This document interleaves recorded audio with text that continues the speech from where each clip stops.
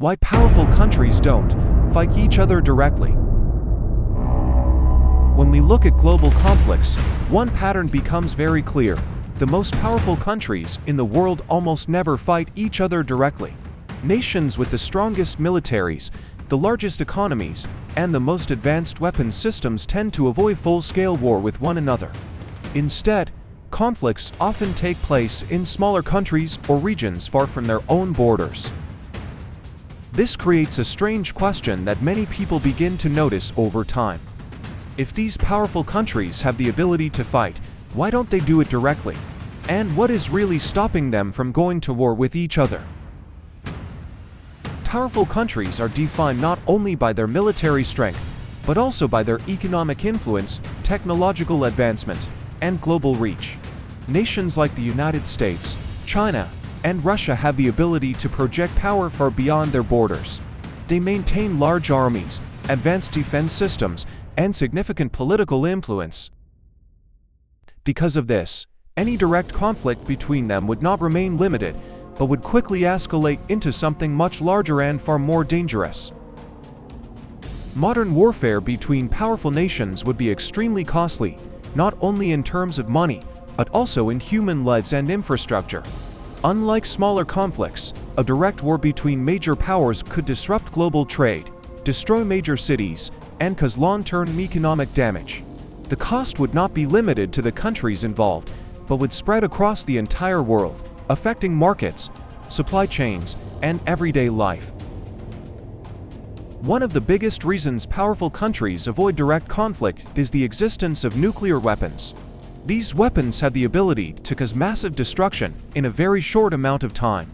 Because multiple countries possess nuclear capabilities, any direct war carries the risk of escalation into a nuclear conflict.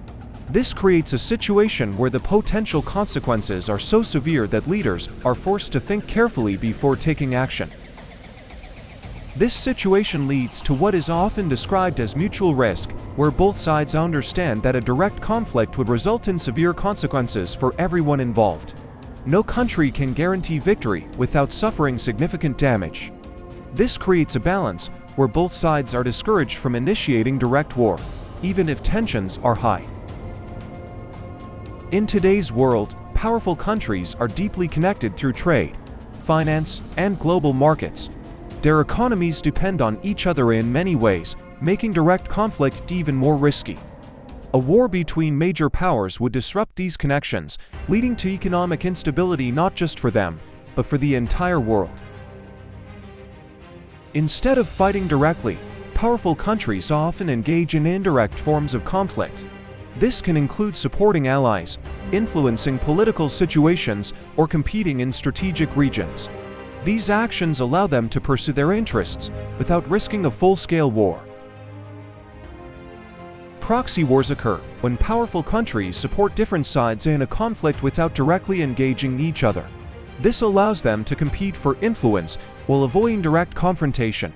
These conflicts often take place in smaller countries where the impact can be significant for the local population. Conflicts are often linked to strategic interests such as energy resources, trade routes, and political influence. Powerful countries may become involved in regions that are important to their long-term goals. This involvement is usually calculated and limited, rather than direct and total. In addition to physical conflict, powerful countries also compete through information and influence. This includes media, technology, and public perception. These forms of competition can shape global narratives and impact how events are understood.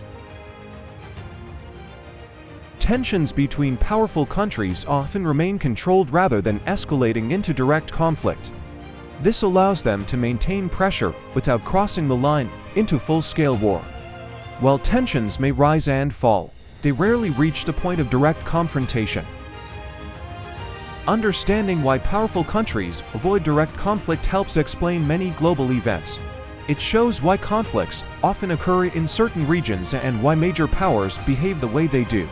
This perspective provides a deeper understanding of how the world works. So while it may seem surprising that powerful countries do not fight each other directly, the reasons are rooted in risk, economics, and global stability. The consequences of such a conflict would be too great, making indirect competition the more likely path. And understanding this helps explain why the world looks the way it does today.